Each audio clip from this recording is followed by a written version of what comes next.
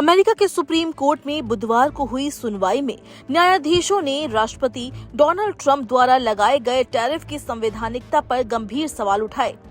ये मामला न केवल ट्रंप की शक्तियों की सीमा की परीक्षा है, बल्कि इसके परिणामों का असर वैश्विक अर्थव्यवस्था पर भी गहराई से पड़ सकता है।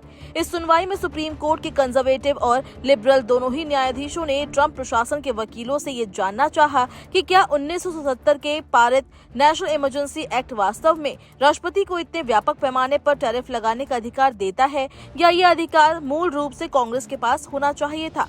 इस सवाल ने कोर्टरूम में गहरी बहस छेड़ दी। कुछ रूढ़िवादी न्यायाधीशों ने ये भी कहा कि राष्ट्रपति को विदेश नीति से जुड़े मामलों में स्वाभाविक रूप से अधिक अधिकार प्राप्त होते हैं।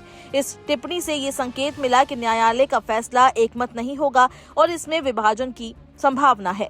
वर्तमान में सुप्रीम कोर्ट में 6-3 का कंजर्वेटिव बहुमत है, लेकिन इस मुद्दे पर विचार भिन्न दिखाई दिए। करीब 2.5 घंटे तक चले इस सुनवाई के दौरान अदालत ने ट्रंप प्रशासन की उस अपील पर चर्चा की जिसमें निचली अदालतों के फैसले को चुनौती दी गई थी। पहले की अदालतों ने माना था कि ट्रंप द्वारा इस कानून का उपयोग कर टैरिफ लगाना उनकी संवैधानिक सीमा से परे है। इस फैसले के खिलाफ कई अमेरिकी कंपनियों और 12 राज्यों, ज्यादातर डेमोक्रेटिक नेतृत्व वालों ने सुप्रीम कोर्ट में अपील दायर की थी।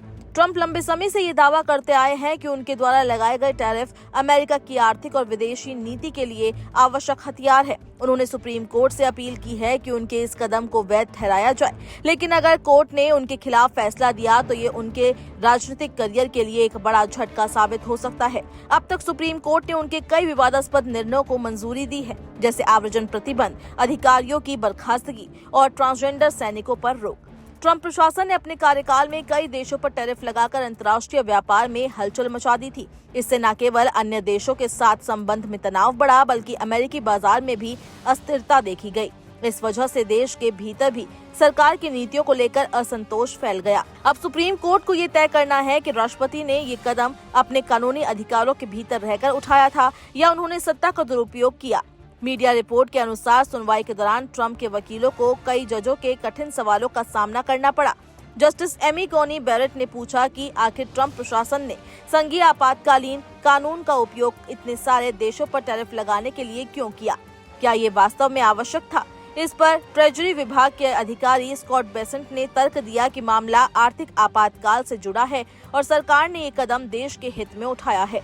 इस पूरे घटनाक्रम पर व्हाइट हाउस ने भी प्रतिक्रिया दी है। प्रेस सचिव कैरोलिन लेविट ने कहा, सरकार किसी भी नतीजे के लिए पूरी तरह तैयार है। हमें विश्वास है कि अदालत राष्ट्रपति ट्रंप के पक्ष में निर्णय देगी। ये मामला केवल ट्रंप की नीतियों का नहीं है, बल्कि ये तय करेगा कि भविष्य के राष्ट्रपति आर्थिक आपातकाल की आड़ में किस हद तक कदम उठा सकते हैं। अब सभी की निगाहें सुप्रीम कोर्ट के उस फैसले पर टिकी है जो न केवल ट्रंप की राजनीतिक विरासत को प्रभावित करेगा, बल्कि आने वाले समय में अमेरिकी राष्ट्रपति पद की शक्तियों की परिभाषा को भी नया रूप देगा।